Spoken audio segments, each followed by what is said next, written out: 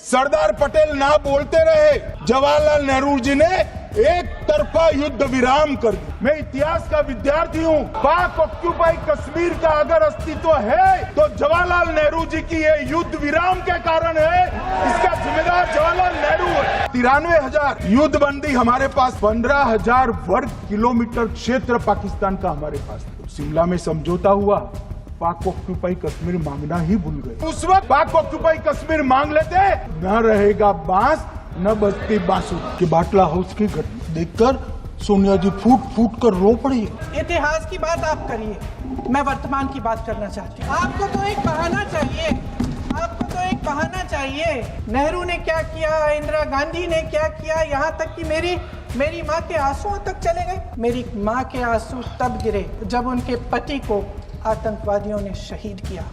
2008 के मुंबई के हमलों का जिक्र किया, बार बार कहा कि मनमोहन सिंह जी की सरकार ने कुछ नहीं किया। ये तो जानकारी होगी ना कि उसी समय उन आतंकवादियों को मार डाला था, एक बचा था और उसको भी फांसी दे दी थी 2012 में। गृह मंत्री महोदय श्री अमित शाह जी के नाक के नीचे पूरा मणिपुर जल गया।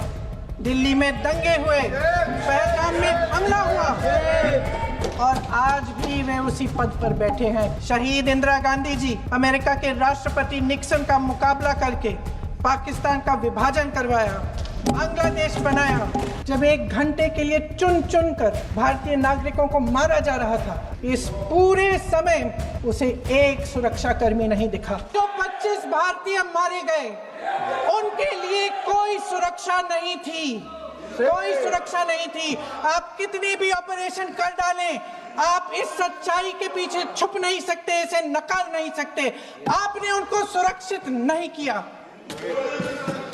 कोई शर्म नहीं है, कोई शर्म नहीं है, कोई शर्म नहीं है और ना कभी होगी। सुन लीजिए, सुबह भी मैं शिव मंत्र बोल के आई हूं। इनको क्या पता शिव मंत्र क्या है? कुर्सी मंत्र। खत्म कर लूं अपना भाषण। कुर्सी मंत्र। समीर गुहा भारतीय, बिट्टन अधिकारी, मनीष रंजन, हेमंत सुहास जोशी, विनय नारवाल, सुशील नथनियल, अतुल श्रीकांत पुणे, सैयद आदिल हुसैन शाह, माननीय मंत्री रामचंद्रन, संजय लक्ष्मण लेले, माननीय प्लीज, दिनेश अग्रवाल, दिलीप दिल से, प्रशांत कुमार सतपति, JS चंद्रमौली। अब आप बोलिए, अब आराम से। JS चंद्रमौली, यतीश परमार। इतिहास की बात आप करिए, मैं वर्तमान की बात करना चाहती हूँ। आपको तो एक बहाना चाहिए, आपको तो एक बहाना चाहिए। पूरे परिवार का नाम गिनवा देते हैं। अरे अपनी जिम्मेदारी खुद लीजिए। 11 सालों के लिए तो सत्ता में आप हैं।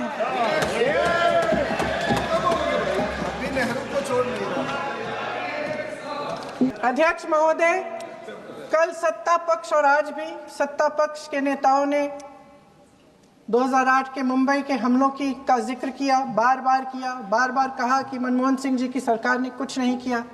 ये तो जानकारी होगी ना कि उसी समय जब वो आतंकवादी हमला चल रहा था, तभी उन आतंकवादियों को मार डाला था, एक बचा था और उसको भी फांसी दे दी थी 2012 में।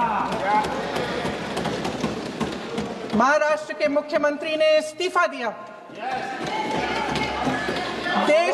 देश के गृह मंत्री ने जिम्मेदारी लेकर इस्तीफा दिया।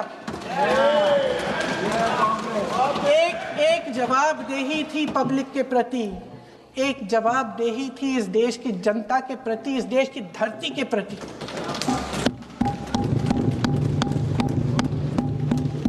और हमारे गृह मंत्री महोदय श्री अमित शाह जी के नाक के नीचे पूरा मणिपुर जल गया। दिल्ली में दंगे हुए, पहलगाम में हमला हुआ और आज भी वे उसी पद पर बैठे हैं। क्यों? अध्यक्ष महोदय, बमबारी से अखबारों के हेडलाइन बनते हैं, मगर कहानी सुरक्षा में की चूक में भी है। आज देश खोखले भाषण नहीं सुनना चाहता, देश जवाब चाहता है, तसल्ली चाहता है कि सच उससे छिपाया नहीं जाएगा। ऑपरेशन सिंदूर जब शुरू हुआ, हम सब ने समर्थन किया, सब एकजुट होकर खड़े हो गए इस देश के लिए। दोबारा होगा, दोबारा खड़े हो जाएंगे। अगर हमारे देश पे हमला होता है तो यहाँ इस सदन में किसी भी पार्टी का हो, कोई भी हो, सब आपका समर्थन करेंगे।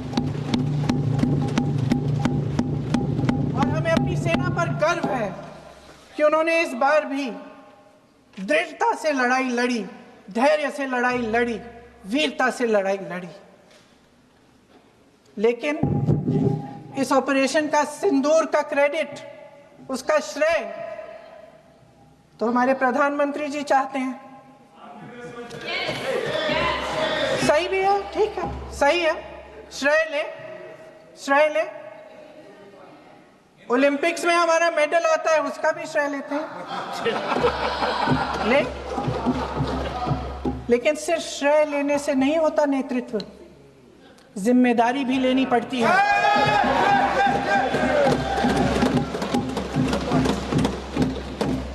देश के इतिहास में ये पहली बार हुआ,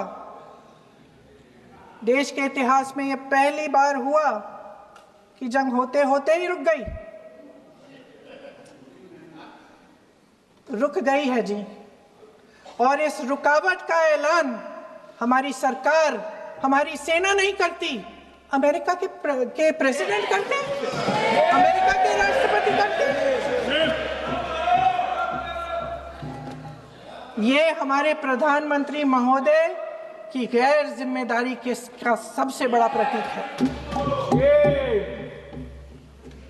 आज गृह मंत्री जी ने इस बात पर उल्लेख किया।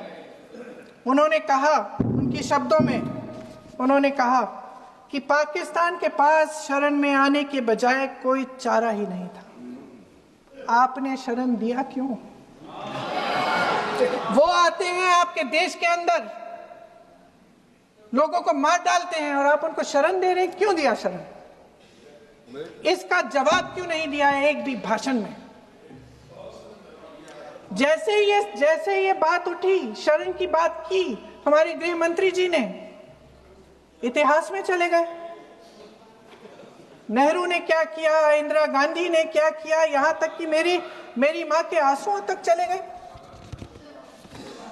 लेकिन इस सवाल का जवाब नहीं दिया कि ये सीज फायर हुआ क्यों, ये जंग रुका क्यों, और तब क्यों रुका जब दुश्मन के पास कोई चारा नहीं था हमारे श्रेय में आने के बजाय। क्यों रुका ये जंग?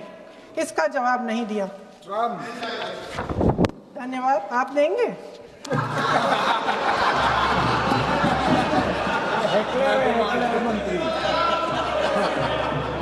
देना भाई देना, आपको टाइम मिलेगा तो। टाइम नहीं मिलेगा आपको शायद। वैसे महोदय, मेरी माँ की आंसू की बात किए, मैं इसका जवाब देना चाहती हूँ। मेरी माँ के आंसू तब गिरे जब उनके पति को आतंकवादियों ने शहीद किया, जब वे मात्र 44 साल की थी। और आज अगर मैं इस सदन में खड़ी हूं और उन 26 लोगों की बात कर रही हूं, मैं इसलिए कर रही हूं क्योंकि मैं उनका दर्द जानती हूं, महसूस करती हूं।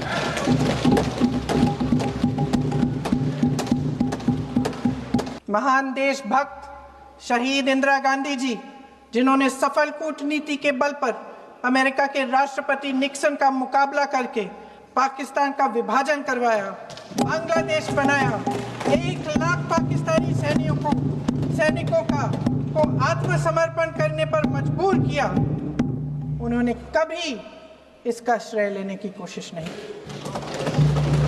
ऑपरेशन सिंदूर का मकसद अगर पाकिस्तान को सबक सिखाना था तो शायद ये मकसद अभी अधूरा है, क्योंकि हमारी कूटनीति विफल रही है। इसका प्रमाण यही है कि ऑपरेशन सिंदूर के बाद एक पाकिस्तानी जनरल, जिसके हाथ खून से रंगे थे, अमेरिका के राष्ट्रपति के साथ बैठकर लंच खा रहे थे। अगर ऑपरेशन सिंदूर का मकसद आतंकवाद को खत्म करने का था तो पाकिस्तान को संयुक्त राष्ट्र के आतंकवाद विरोधी समिति का अध्यक्ष चुने जाने से इस मकसद को धक्का लगा है। इसकी जिम्मेदारी कौन लेगा? क्या हमारे प्रधानमंत्री लेंगे? क्या उनमें ये हिम्मत है? नहीं है। अगर इस ऑपरेशन के दौरान हमारे जहाजों का नुकसान नहीं हुआ तो सदन में इसे साफ साफ कहने से क्या डर है? क्यों नहीं कहा है? कल भी रक्षा मंत्री जी ने कहा कि हमारे इंफ्रास्ट्रक्चर का नुकसान नहीं हुआ, तो जहाजों के बारे में भी बता दें, साफ साफ बता दें, क्या हर्ज है? सच्चाई तो है। सवालों से बचने के लिए ये सरकार हमेशा प्रयास करती है। इसकी राजनीतिक कायरता बेमिसाल है। देशवासियों के प्रति जवाबदेही का एहसास ही नहीं है। सच्चाई ये है कि इनके दिल में जनता के लिए कोई जगह नहीं है। सब राजनीति है, सब पीआर है, सब प्रचार है, सब पब्लिसिटी है।